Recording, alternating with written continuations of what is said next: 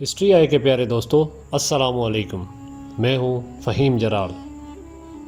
History I کے معزز دوستو، بے شک موت ایک ایسی حقیقت ہے جسے کسی بھی مذہب سے تعلق رکھنے والا شخص جھٹلا نہیں سکتا، اور یہ موت ہی ہے جو نہ تو کسی امیر سے اجازت طلب کرتی ہے اور نہ ہی کسی غریب پر ترس کھاتی ہے، بلکہ جب اللہ کا حکم ہوتا ہے تو یہ موت بڑے سے بڑے محل میں بھی بغیر اجازت داخل ہو جاتی ہے اور اپنے مطلوب کو حاصل کر کے اللہ کے حضور پیش کرتی ہے۔ مختلف مذاہب میں موت کے بعد کے حالات پر اپنے اپنے نظریات پائے جاتے ہیں، جن میں سے بعض مذاہب کے لوگوں کا خیال ہے کہ موت کے بعد انسان دوبارہ جنم لیتا ہے اور پھر نئے سرے سے اپنی زندگی کی ابتدا کرتا ہے، جبکہ کچھ مذاہب یہاں تک کہتے ہیں کہ مرنے والا انسان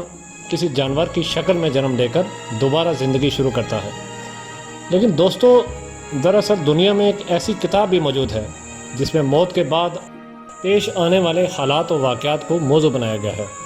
جبکہ یہ کتاب آج سے ہزاروں سال پہلے مصر میں شائع ہوئی تھی۔ اس کتاب کا نام کتاب الاموات یعنی بک آف ڈیتھ ہے، جس کو قدیم مصر میں خاصی اہمیت حاصل تھی۔ دراصل یہ کتاب ایک قدیم مصری دستاویزات کا مجموعہ ہے جس میں منتر، مناجات، دعائیں وغیرہ شامل ہیں۔ یہ عام لوگ اپنے قبر یا تابوت میں رکھنے کے لیے خریدتے تھے، کیونکہ ان کا عقیدہ تھا کہ مرنے کے بعد اس کتاب کو پڑھ کر بہت سے فوائد اور خصوصی مراد حاصل کر سکیں گے۔ ان کا یہ بھی عقیدہ تھا کہ انسان کی موت کے بعد اس کی روح مشکلات سے بڑے سفر پر روانہ ہو جاتی ہے، جہاں اسے بہت سی بھیانک بلاؤں کا سامنا کرنا پڑتا ہے، اور اس کے ساتھ ساتھ اسے خدا کے سامنے اپنے کیے گئے اعمال کا حساب دینا ہوتا ہے۔ یہی وجہ تھی کہ یہ لوگ ہر مرنے والے انسان کی قبر میں یہ کتاب رکھ دیتے تھے، تاکہ اس میں موجود منتروں کی مدد سے مرنے والے کا مشکل سفر آسان ہو سکے۔ قدیم مصریوں کے نزدیک کتاب الاموات الہامی اور آسمانی کتاب تھی، اور سوت دیوتا نے یہ تخلیق کائنات کے وقت جو کلمات ادا کیے تھے، یہ کتاب انہی کلمات کا مجموعہ ہے، جس پر عمل کرتے ہوئے پتہ دیوتا نے آفرینش کا کام سر انجام دیا تھا۔ چونکہ مصریوں کے خیال میں کتاب الاموات کا خالق سوت دیوتا تھا، اس لیے وہ اپنی تاریخ میں اسے انتہائی مقدس قرار دیتے ہیں اور ہر درجہ اس کا احترام بجا لاتے ہیں۔ اس کتاب کے ابواب میں مسلسل اضافہ کیا جاتا رہا ہے، اور اب تک کی تحقیق کے مطابق اس کے ابواب کی تعداد 190 تک پہنچ چکی ہے، جن کی تعداد پہلے بہت کم تھی۔ اس کے علاوہ اس کتاب میں مختلف قسم کے راز بھی پائے جاتے ہیں، مثلا خون، دماغ، پیشاب، منی اور افیون جیسی چیزوں کو مختلف تناسب سے ملا کر جادوئی نتائج حاصل کرنے کے طریقے بھی درج ہیں۔ مثال کے طور پہ اگر کوئی شخص کسی جانور کا روپ دھارنا چاہتا ہو تو وہ اپنی منی کے چند قطرے ایک خالی انڈے میں محفوظ کر لے، اور اسی انڈے میں اسی جانور کی منی کے بھی چند قطرے شامل کرے جس کا وہ روپ دھارنا چاہتا ہے، اور اس انڈے کو کسی ایسی جگہ پہ دفن کر دے جہاں دفن کرنے سے پہلے ایک ایسی لڑکی سے 3 بار پیشاب کروائیں جس کو حیض آنے کا پہلا سال ہو اور اس کو حیض آیا ہوا ہو، اور دفن کرنے کے بعد ایک خاص منتر بلا ناغہ 41 دن تک پڑھتے رہیں، تو پھر 41ویں دن مطلوبہ نتائج حاصل ہو جاتے ہیں۔ ایسے منتروں کے بعد یہ کتاب مصر کے علاوہ دوسرے کئی ممالک میں اتنی مشہور ہوگی کہ کئی لوگوں نے اس کتاب کے مختلف زبانوں میں ترجمے کرنے کی بھی کوشش کی، لیکن وہ پوری طرح اس میں کامیابی نہ حاصل کر سکے۔ ناظرین گرامی، بات یہیں پہ ختم نہیں ہوتی، بلکہ یہ کتاب آپ کو وہ تمام معلومات فراہم کرتی ہے جو آپ کو ایک عامل بننے کے لیے درکار ہوتی ہے، کیونکہ اس کتاب میں ایسے نسخے بھی موجود ہیں جن کے ذریعے ایک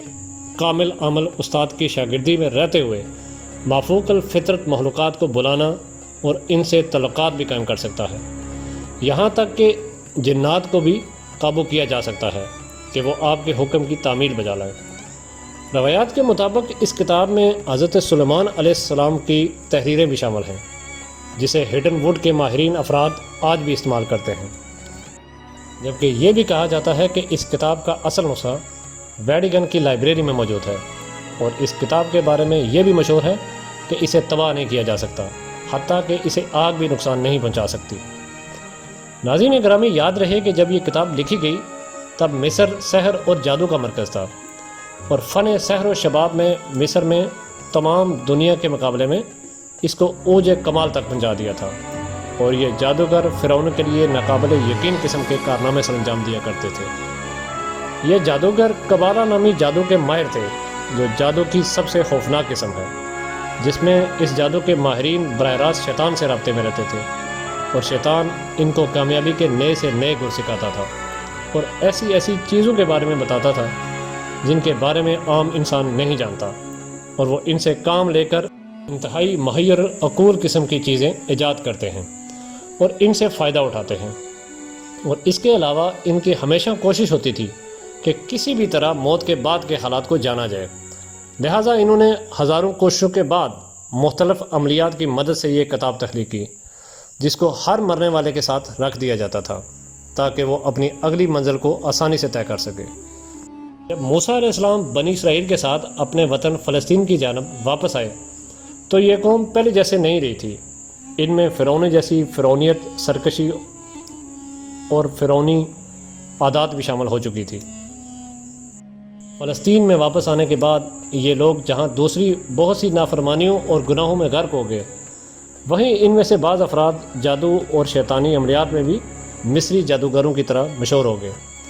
جبکہ مخصوص عادات، اشارے اور علامتیں بھی اسی جادو کی رسومات میں بہت اہمیت رکھتی ہیں۔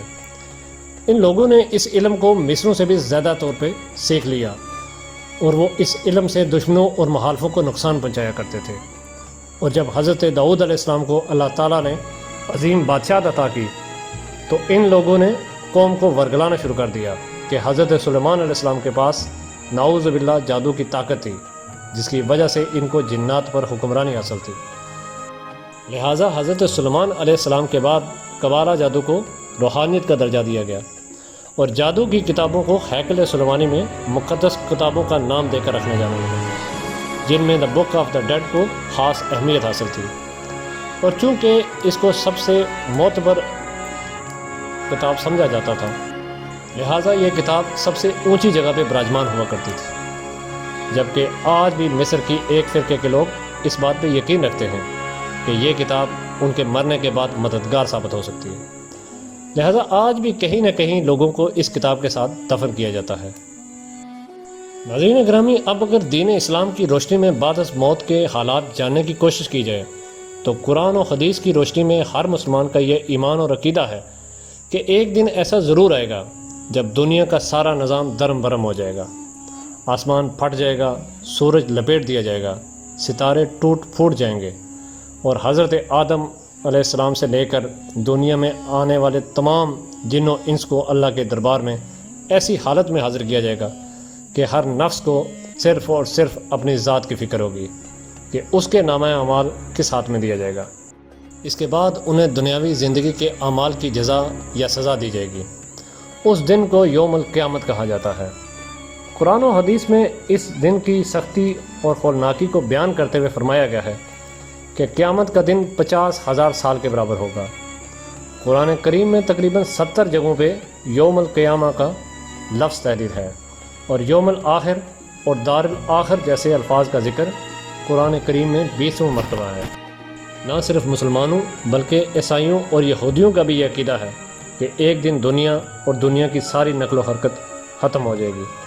اور انسان کے دنیاوی اعمال کے مطابق اللہ کے حکم پر جنت یا جہنم کا فیصلہ سنایا جائے گا، جبکہ دیگر قومیں بھی کسی نہ کسی شکل میں قیامت کے دن کو تسلیم کرتی ہیں۔ اور عقل کا تقاضا بھی یہی ہے کہ پوری کائنات کے وجود کا کوئی اہم مقصد ضرور ہونا چاہیے، اور اشرف المخلوقات کو اپنے کیے ہوئے اعمال کی جزا یا سزا ضرور ملنی چاہیے۔ جی تو پیارے دوستو، آپ کی رائے اس حوالے سے کیا کہتی ہے؟ کمنٹ کر کے ضرور بتائیں۔ انشاءاللہ آپ سے ملاقات اگلی ویڈیو میں ہوگی، تب تک اپنے دوست فہیم جلال کو اجازت دیں۔ اللہ حافظ۔